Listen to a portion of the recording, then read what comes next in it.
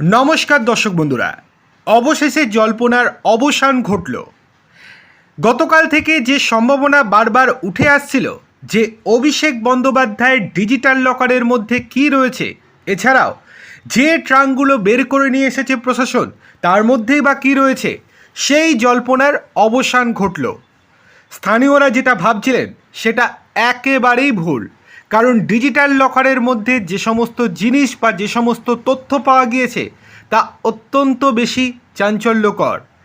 পিটিআইকে দেয়া সাক্ষাৎকারে এক আধিকারিক জানিয়েছেন ডিজিটাল লকারের মধ্যে ছিল লিপস অ্যান্ড বাউন্ড সংক্রান্ত একাধিক তথ্য।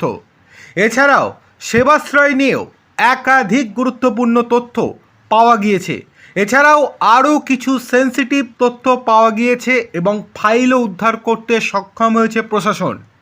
স্থানীয়রা ভেবেছিল আমফানের দুর্নীতির টাকা বা তোলাবাজির টাকা হয়তো লুকিয়ে রাখা হয়েছে, কিন্তু 1 টাকাও উদ্ধার হয়নি অভিষেক বন্দ্যোপাধ্যায়ের অফিস থেকে।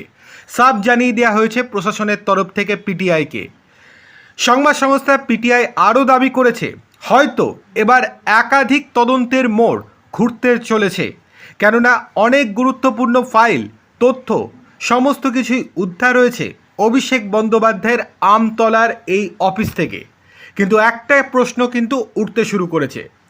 অভিষেক বন্দ্যোপাধ্যায় তো জানতেন যে এই পার্টি অফিস ভেঙে ফেলা হবে, তারপরেও একাধিক গুরুত্বপূর্ণ ফাইল কেন সেখানে রেখে গেলেন?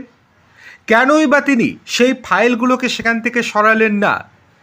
এতটা সেন্সিটিভ ফাইল বা এতগুলো সেন্সিটিভ ফাইল রাখলে যে তার বিপদ হতে পারে সেটা কি তিনি জানেন না?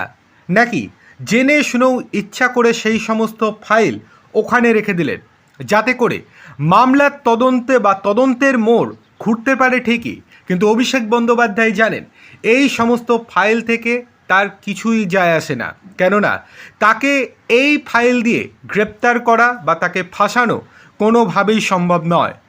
দেখার বিষয় এই যে এই ফাইলগুলোকে পরবর্তীতে এনফোর্সমেন্ট ডিরেক্টরেটের আধিকারিকরা কাজে লাগান কিনা।